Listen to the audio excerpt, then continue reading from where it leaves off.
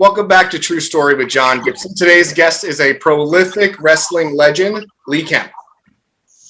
Really happy to be here, John. Thank you for inviting me. Yeah, well, no, thank you for finding the time. This is absolutely my pleasure. You're someone who's certainly inspired me for, like, I dare say, 2 or more decades.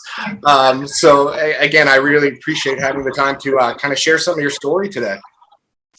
You know, as I'm getting older, I'm having more opportunities to do that. So I really appreciate it, because what I find one of the motivating things in life is feeling like you have something to share with somebody. And the people that I meet that seem to have lost the zest for life, it seems like they don't feel important, or they don't feel relevant, and it's a shame to see children that just kind of neglect their parents. And sometimes they don't do it on purpose, but life gets busy. And of course, as young, mobile people from maybe my generation and even your generation, you're mobile. You move to different cities, you take different jobs, and it's tough to get together for the holidays when you don't live in the same place. So as you age, sometimes you could just kind of fall by the wayside. So anyway, No, I understand. Well, you have so much to share. You've had, and it's interesting. There's so much to, again, you've had such a life experience. You have a wealth of not only wrestling knowledge and accomplishments there we could focus on, but, you've also transcended a lot of things. You were kind of trailblazed a lot of paths, and you definitely found adversity along the way, things that you certainly couldn't help. And it's hard to kind of begin, but I'd love to just sort of focus on some of your successes. You were somebody who found wrestling relatively young, early into college, Wisconsin. Yeah, I started wrestling in 9th grade. So, not so early. Yeah. But by today's standards, that's really late. I mean, it would be very difficult for someone only starting wrestling in 9th grade. I mean, I had no exposure to wrestling prior to that. But I will say, I'm from the era where we had wrestling in gym class, if you can believe that. Cool. Wow. They've got basketball and all that kind, but we had wrestling in gym class back in Chardon, Ohio. So I got exposed to it in gym class, but I played basketball 7th and 8th grade. 9th grade, I also went out for the basketball team. But the wrestling coach did a really good job in recruiting me, because I didn't play that much in basketball. Actually very little.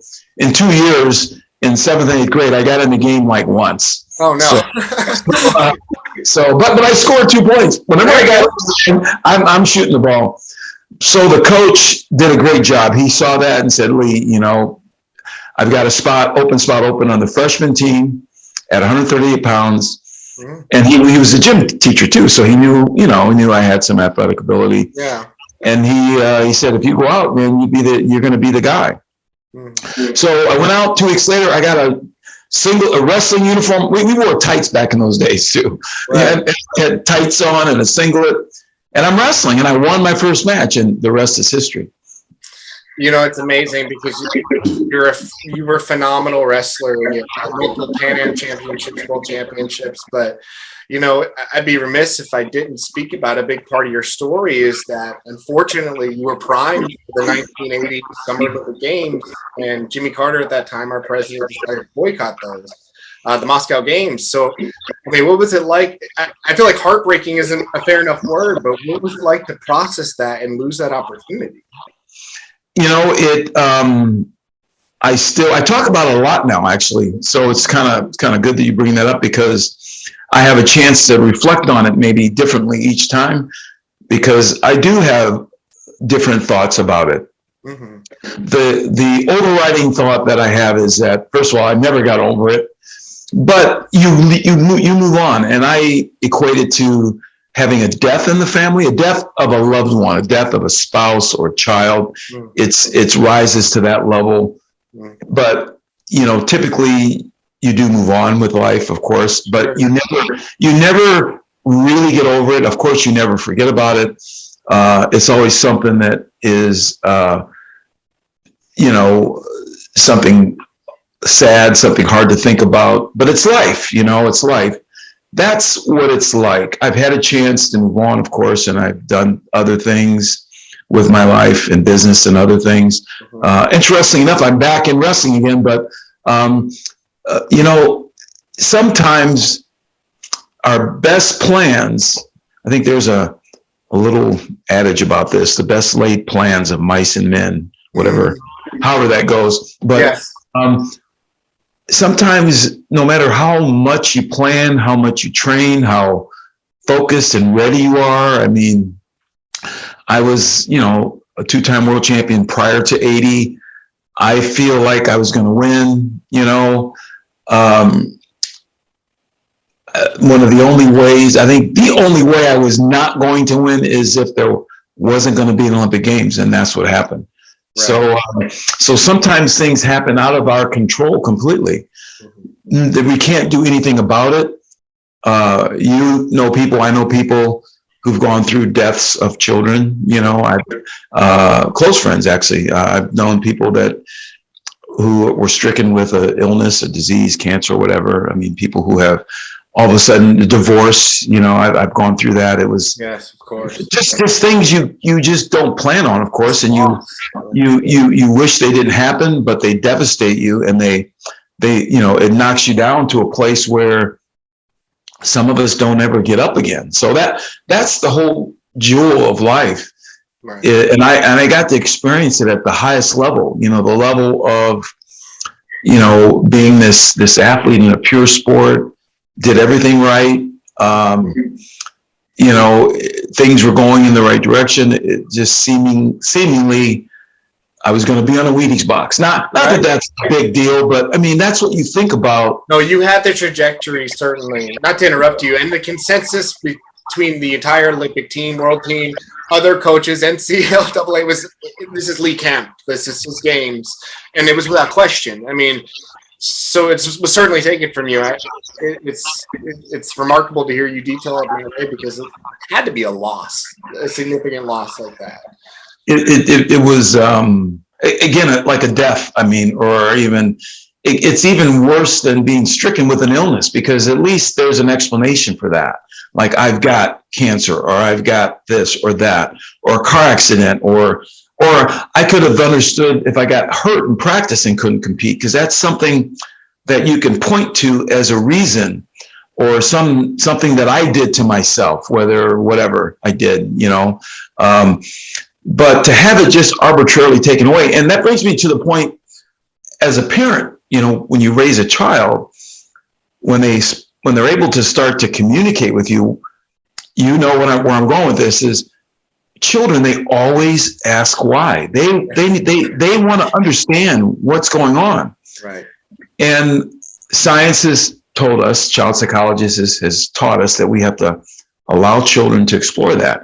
Mm-hmm. Where more in my era and people older than me, we were just told to shut up. No, you know, it's like my way or no way. You just, you know, you got spanked, you got all that stuff. So it was a tough way to go about. But in our era, you know, I raised my kids to be able to be inquisitive, to ask questions, to want to know the reason for things. There was no reason, no explanation for this. And that made it even harder to understand. And when I finally learned the politics of it, it became ugly. I mean, there was some politics, you may know the politics of this thing that became ugly, to where Jimmy Carter and his administration threatened the United States Olympic Committee, because they're separate entities. The USOC could have sent a delegation to the Olympic Games without President Carter's approval. They could have done that. And it came down to a vote.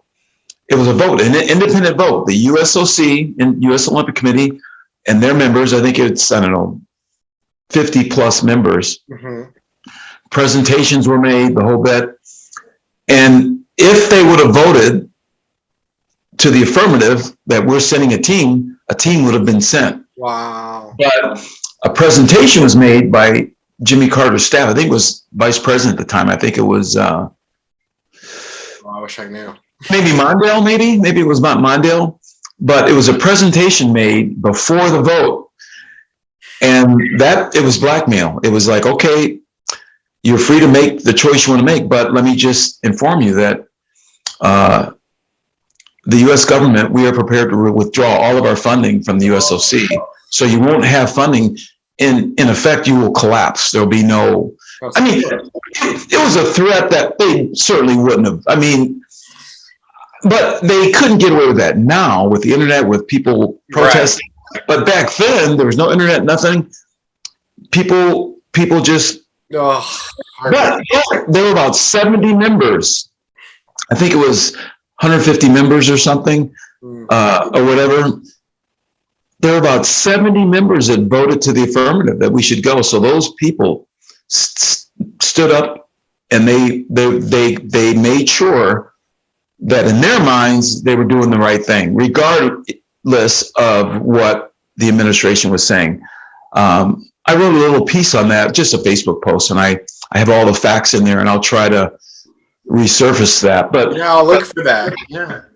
But that's what happened, and that presentation was made, and then the vote happened, and I'm sure that made a difference in how people voted, because there was a lot of lobbying, a lot of athlete presentations. There were some people who were athlete representatives, and there was one woman, I can't remember her name right now, but she asked the delegation from the government, from the president and his staff, by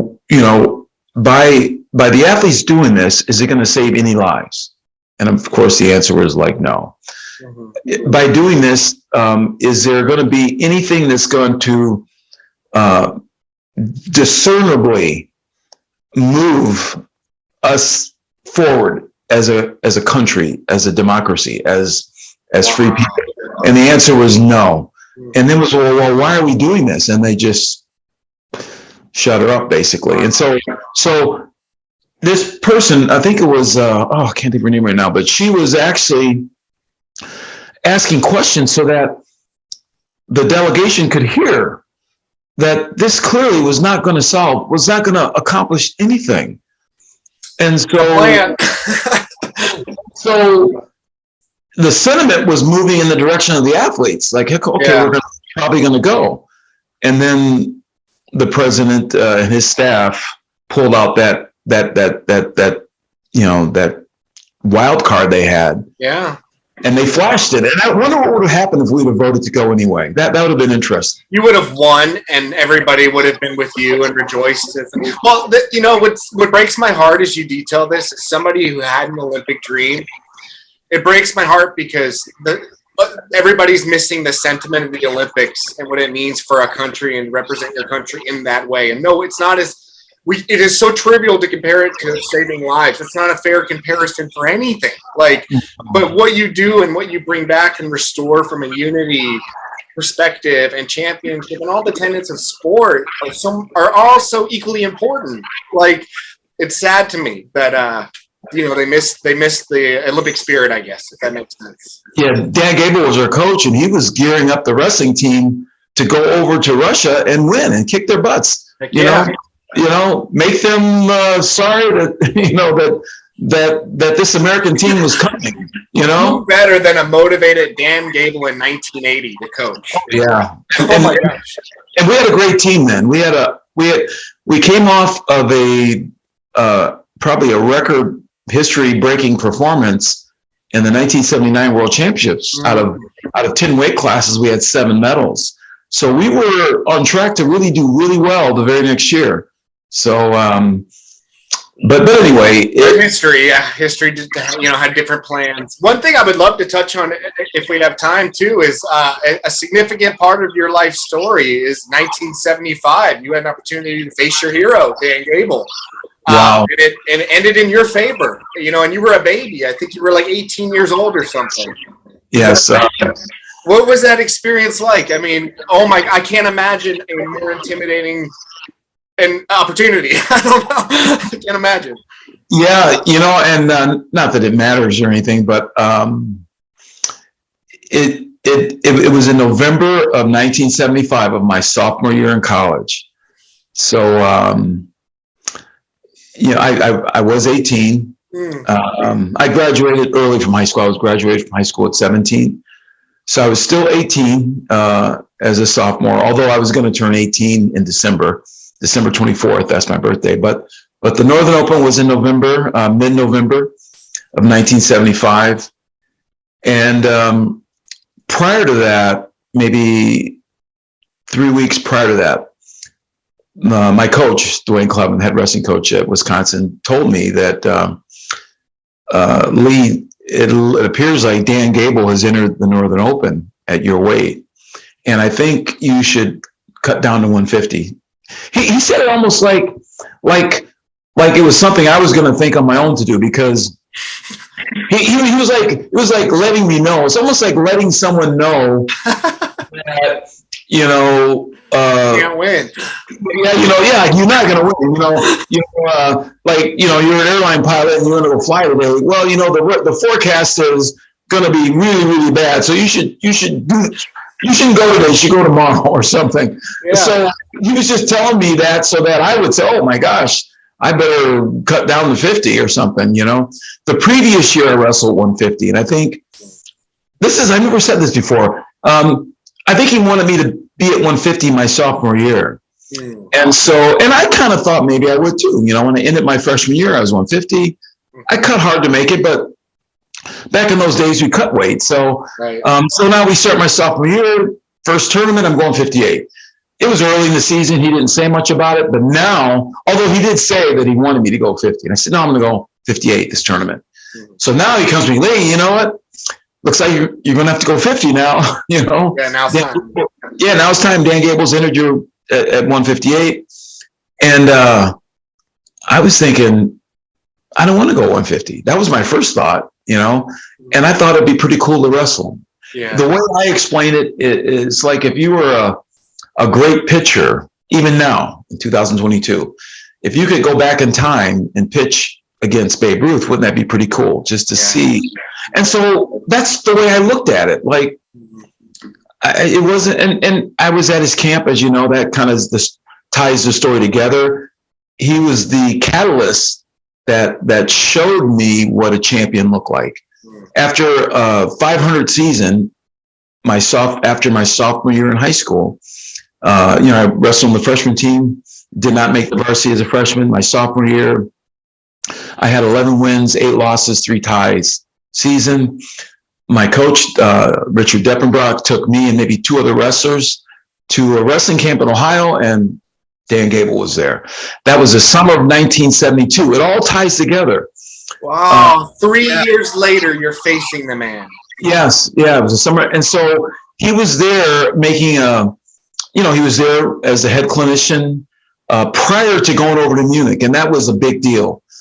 His workout partners were Ben and John Peterson, who also made the Olympic team. Yeah. It was a stellar wrestling camp. The premier wrestling coaches of that era were there. Stan Abel, coach of Oklahoma University. Harold Nichols, who was Gable's coach from Iowa State, was there, and Jerry Stanley, who was an assistant coach. Anyway, so I'm around all this greatness. There were some state champions there from the state of Ohio.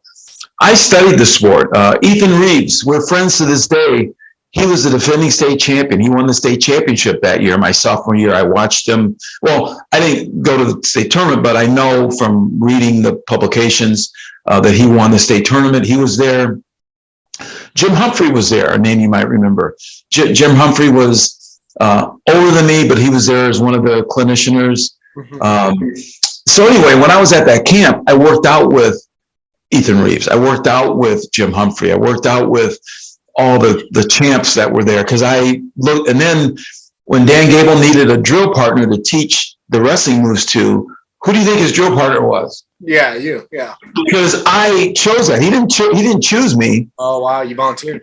Oh yeah, of course. I mean, and when I talk to people, when I give motivational talks, things like that, I talk about how when you want something, you can't be embarrassed. You always put yourself in the position to get chosen. Yeah. And people wonder, well, why is this person always winning? Whether it's business, sport, whatever it is in life, whatever, they're putting themselves in the position to win. Right. It doesn't mean you win all the time. It's like Michael Jordan talks about all the shots he missed right? We know that quote. We go, I didn't realize he shot that many times. But each time he let the ball go, wasn't he putting himself in a position to win, right? He was taking the shot, at least, to put himself in the position to win. Right. He got better to where he started making more of those shots. So I wasn't going to let that opportunity go by. You've been at camps. We just before this podcast, you talked about being at a camp. Think about the times you've been sitting with 100 campers and you're watching what's going on. It's not the same. No. Think about the times you've been at seminars or whatever, whether it's business, that you didn't have a great seat and you wish, I wish I could be up a little bit closer. Or you've been at a concert, right? Right. Aren't the best seats front row right in the so that's the mentality I had. And so right when he was posturing to, when I could see he was going to need somebody I stood up. Standing right next to him, okay, I guess I'll use this guy, Yeah. Awkward. I haven't been wrestling one varsity year and had a just an average season. I got hurt part of the year, partly because I didn't know what I was doing. And so now, and I poked him in the eye once because I didn't know. I mean, it was crazy. It was like, he doesn't remember it. Think about that. The most significant time in my life that created the greatest impact, he doesn't even remember.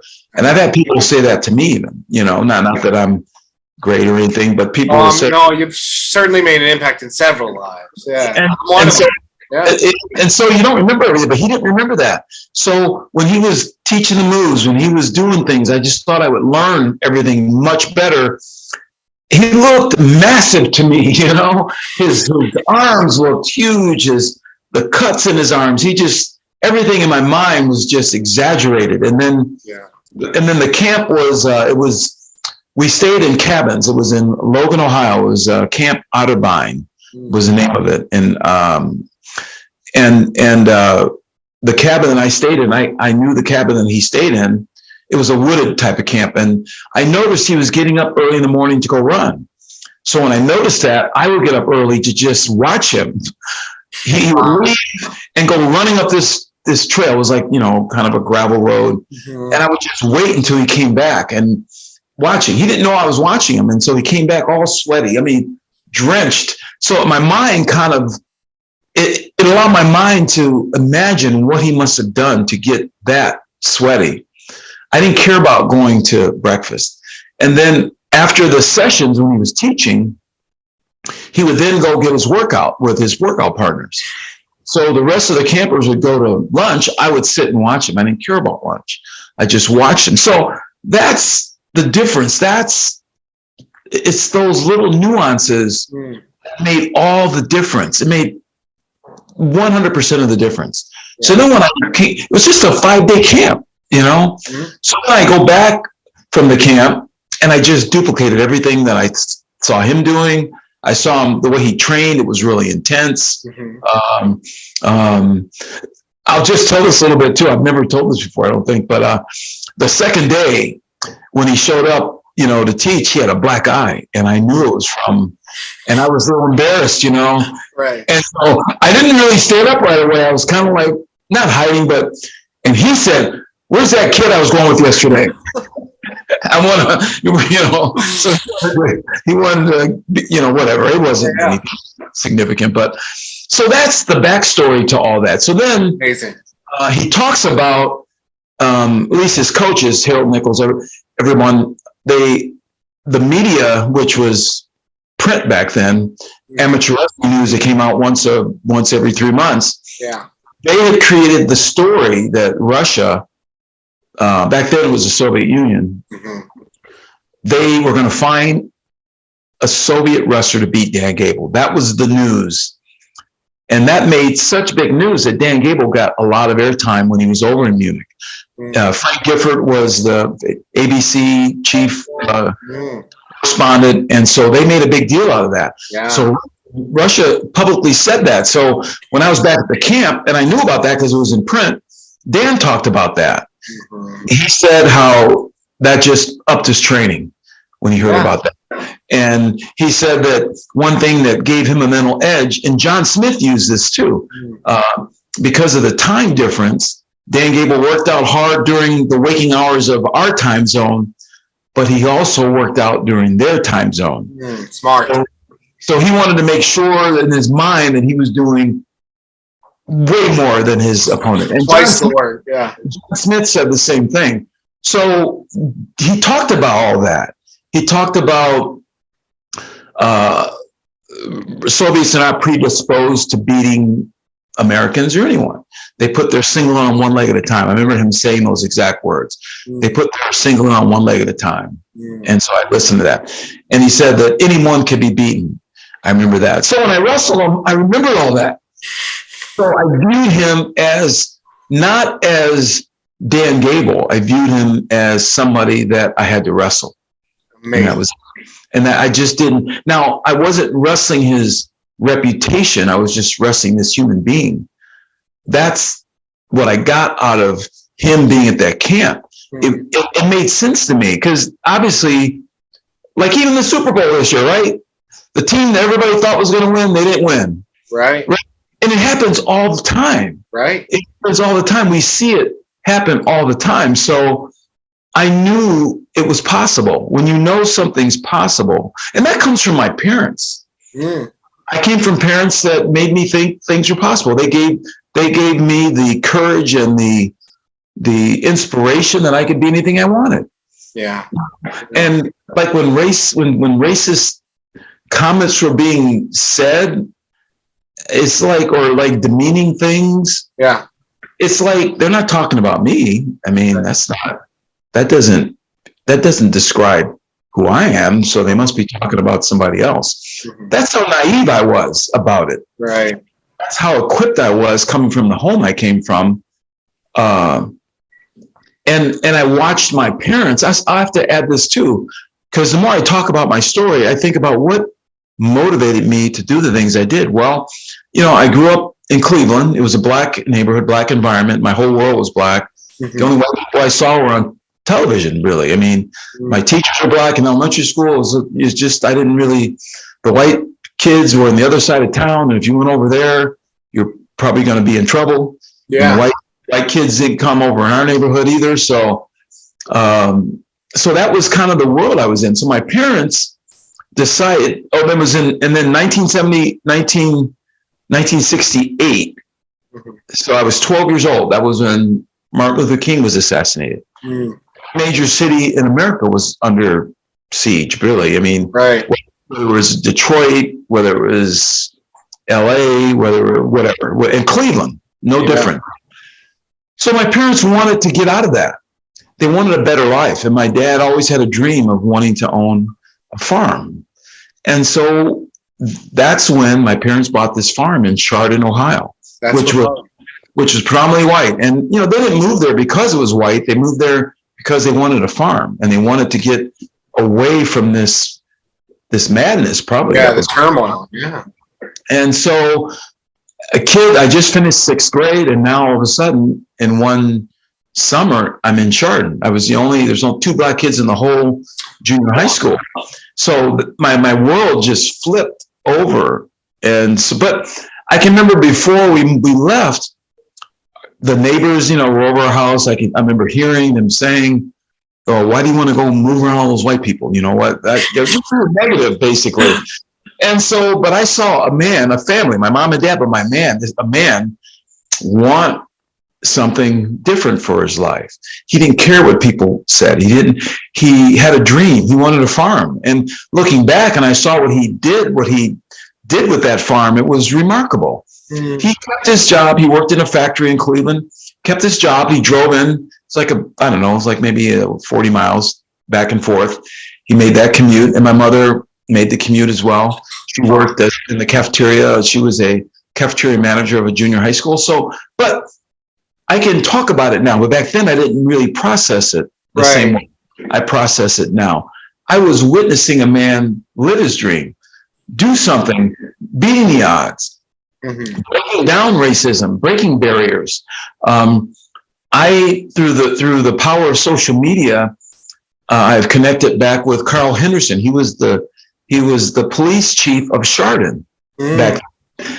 And I can remember I mean, I'm 65. He must be, I don't know, in his 80s now, maybe, or whatever. But, I was just a kid. I was in junior high school then. But the impact that the Kemps made, my dad in particular, made on Chardon, he was a man who came from the South, the Jim Crow, pre-Jim Crow South even. I mean, born in 1911. Wow. In Yazoo City, Mississippi. And so everything was separated, segregated, all that.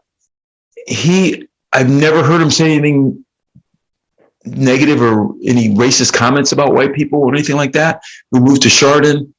Our family was loved. And I just bring up Carl Henderson because he was the chief of police, right? I remember coming home sometimes from high school and seeing, or at least in the summertime, when I was not in school, seeing Carl Henderson, chief of police, my dad, sitting on the steps, having a cup of coffee together. And I remember being nervous because I'd come home and I'd see this police car in our driveway. It's him. The point I'm making is that we all can live together peacefully without any incidents if we just open our minds up to accept each other. But my dad had the capacity to accept everybody and to live his life in a way that he attracted people. And it was just something beautiful. He never explained it to me what was going on. I never knew why they were sitting there talking. Yeah. But I knew it wasn't anything bad. They were laughing and having fun together. And so they just had a relationship. Yeah. Together.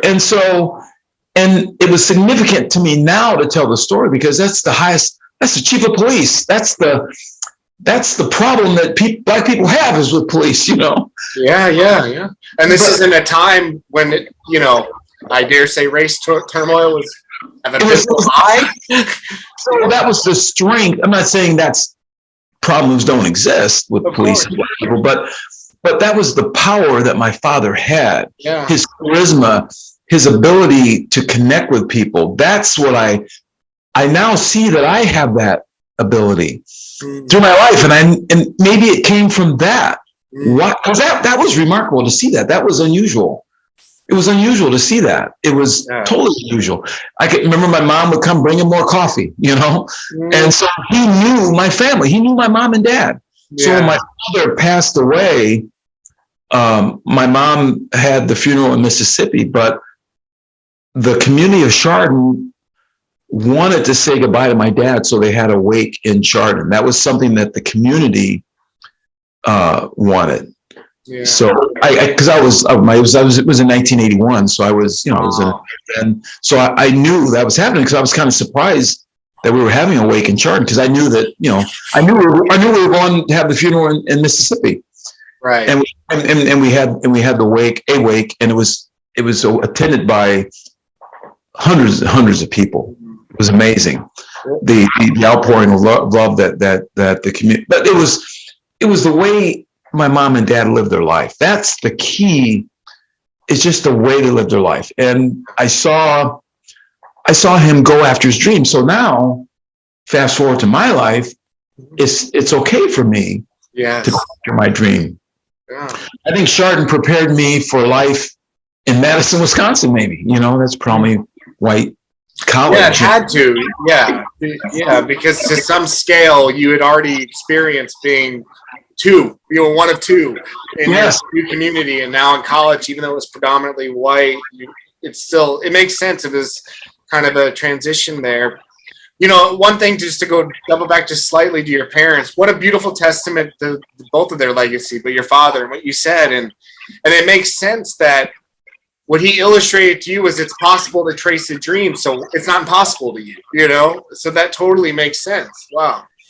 Yeah, and what if I would have seen a negative reaction from my parents living in Chardon? Of course, that would have had an impact on me. Yeah. Just think of this thought for a second. Think of how negative the impact of a white family, white mother or father, whatever.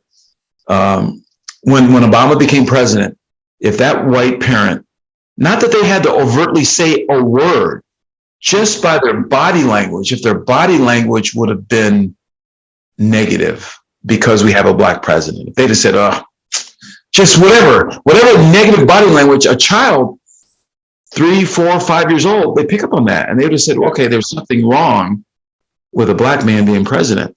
Right. Not that these parents had to say a word. Right. And these parents might have gone through their life thinking, well, we've never said anything negative about black people. But their body language to that child, right, things you show a child, like to me, seeing the things like my dad sitting with Chief of Police Henderson on the steps talking. Mm-hmm. That's just an image that I get. Mm-hmm. I could have seen my dad say just something disparaging when a police car went by. Yeah. And then that would have framed my thinking a little bit, you know, so of course. Just taking it to a level that I was blessed to have been around people, parents, first of all, right, that were visionaries. Yeah. And our farm was beautiful. It was a hobby farm, they call it now. We had the most beautiful vegetable gardens.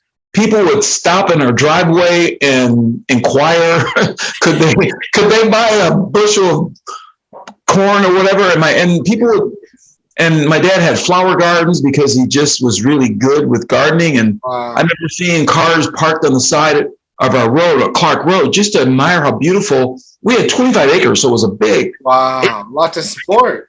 Yeah, so to come from Cleveland City with nothing in terms of space to all this space, it allowed me to understand that anything's possible. You know, so I have to add that to my story. I've only recently I started doing that because I talk about my life a lot now. And yes, for me, I have to try to understand what was it about my life that made me reach so high, that made me understand that I could. And I've neglected my parents all these years. I talk about Gable. I talk about my high school coach, which I should because he shaped my life. But it was Leroy and Jess Kemp, and you added a spin to it that they named me Leroy Percy Kemp Jr. Yeah. Again, the way you frame that, I want to make sure I yeah. Well, and yeah, for everybody, we were speaking offline, but you know, as an orphan myself, you know, somebody who, you know, I spent my whole life doing what I could to get adopted. You know, you just want to be chosen.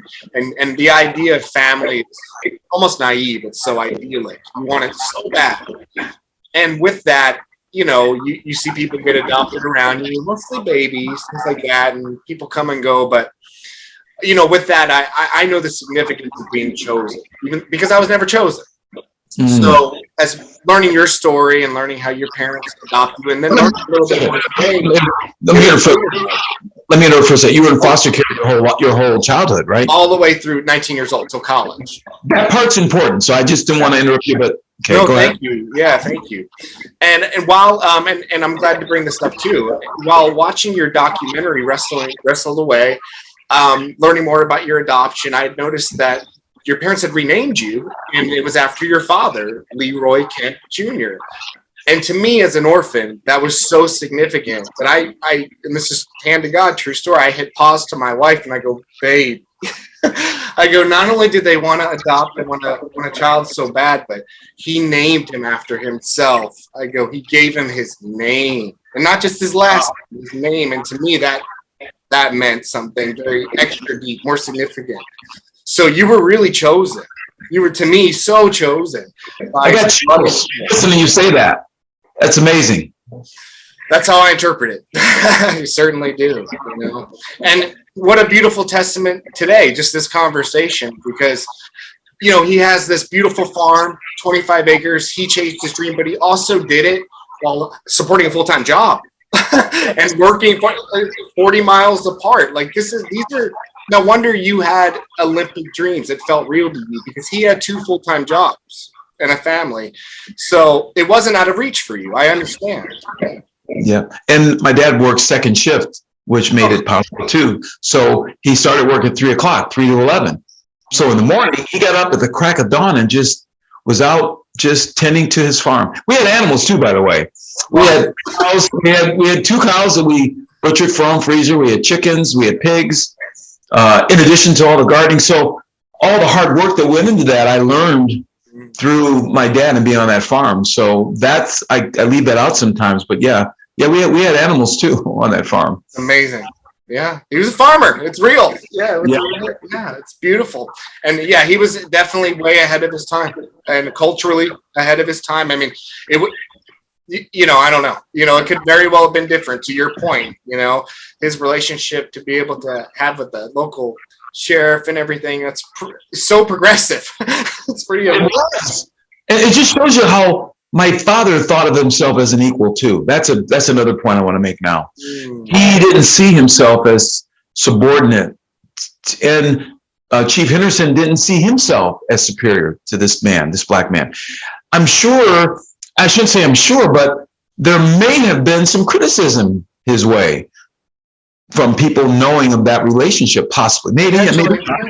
But because it was a public display relationship, it wasn't just in just in rhetoric and in it was real. I mean, they in fact, I don't know if my dad ever did anything with him outside, going places, maybe a coffee shop somewhere, I don't know. So it's the more I spin on this relationship that they had. In fact, I connected with Chief Henderson, Carl Henderson, on social media too, and we have fun talking about that part of our life. It's cool. It's really cool. Yeah, it's wonderful. And again, you live such a wonderful life that these are also experiences worth learning about today and reminiscing and learning from. And I mean, to that end, also, I wanted to bring up one thing. You're currently working on an autobiography as well, right? Yes. It's going to be called, at least right now, the title is Legend on the Rocks. Okay. So, and that title really came from a former teammate of mine, Pat Christensen at the University of Wisconsin. We were national champions together, and he actually created a piece called Etched in Stone that's now kind of a podcast series with the National Wrestling Hall of Fame.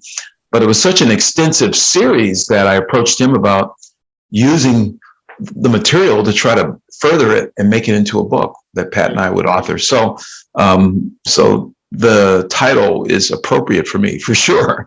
Sure, absolutely. I look forward to reading it. I'll stay obviously connected to social media, and so I'll be on top of it when it is released and do everything I can to help promote it. Thank you. I'm such a fan of your documentary. I mean, everybody can find it on Amazon. It's called Wrestled Away. And I don't want to give away all the highlights. I've already given away some good stuff in this episode. So everybody, please check that out for sure. But in closing, I want to give you an opportunity. Is there anybody you would like to just give a special shout out to or anything before we kind of close up? Thank you. I think John Bardis is an individual that had an important part in my life, and you had a small connection with him as well. John and I connected that briefly as young men. We were freshmen together at college. But then the significant connection where we circled back around for each other is when I was going through probably the hardest time in my life, when I went through divorce and was really struggling. He could see that. He's a very perceptive guy. He's had immense success on the business, all that. So by those skills he acquired through all those years, he could, use those in assessing when someone's hurting too, and so anyway, he's the one that really turned me back toward wrestling in 2006. It was, I think it was 2006. He invited me to the World Team Trials when I was struggling, and I think he knew that was something I needed, to be in an environment where I was appreciated. Yes. Because I'd gone through so much hell, basically, and going through the divorce, lack of appreciation. It was just my kids. I lost my kids, and so I was in a really lonely spot. He put me back into wrestling, and I walked in the arena, and I think the result was exactly what he probably anticipated. People saw me and, hey, LeeKemp, where you been? Because I hadn't been around wrestling for years. Yeah. So anyway, John and I have a really good relationship. We've been friends ever since we met each other as freshmen in college, and we, periodically see each other. So So yes. He's a wonderful man. I'm so glad you brought him up. May I ask you this too? And I know we don't have much time, but I've actually wondered this many times, you know, and we spoke about this a little bit earlier, but being that you lost your Olympic opportunity in 1980, was it fulfilling for you to go back as an Olympic coach in 2008? Was it cathartic for you? Like, was it fulfilling? That's a great question. John had a lot to do with that as well, John Bartis, because he was was an integral figure in USA Wrestling. Yes. Because of his love of the sport, and he donated massive amounts of his time, personal and professional time, because he runs several companies and Med Assets, massive company. Mm-hmm. So for him to take the time he took to be the team leader of the Greco-Roman wrestling was massive, and I think because we were friends, he encouraged me to apply and put my hat in the ring, so to speak, to be one of the Olympic coaches. When I wouldn't have done it without his prompting. Mm. And I think behind the scenes, he may have had a lot to do with me actually getting selected. So, that was an incredible experience that I got to walk in the the opening ceremonies. Oh, beautiful! Yeah. To answer your question, yes, it was a beautiful experience. I think about it when I think about the Olympics. That is included in my thoughts. Of missing 1980, I think about, I don't know how many years later that was, 1980 to 2008. 28 years. Yeah. So 28 years later, I get to walk in when I didn't, it was something that wasn't on my radar. I wasn't thinking about being a coach. I thought there were so many other younger coaches. In fact, I was the oldest coach in the room, Kerry McCoy was one of the other coaches. Kevin Jackson, of course. Yeah. You were in the best shape, though, man. My goodness. In most wrestling environments I go into, in terms of coaching, where I see the coaches, I'm the oldest coach around there, So yes, it was a wonderful experience and I got to experience all of it, If the Olympics would have been in the United States, not that would have been, it would have diminished the experience, but it was in Beijing, China. So got to go over to another country, which is what, which made it a little bit cooler. And also too, being a former Olympian, this is another thing. I never knew this, but John Bartis shared this with me. Being a former Olympian, you have access to things in the Olympic Village that people who aren't Olympians don't have access to. Oh, cool. It's called, I can't remember what it's called now. It's like a hospitality area that's visible. But you have to have a pass to get in. And once you're in there, you see everything from Carl Lewis to Greg Louganis, from the past Olympians, and you can comfortably, there's hors d'oeuvres all around. You comfortably watch the games from there.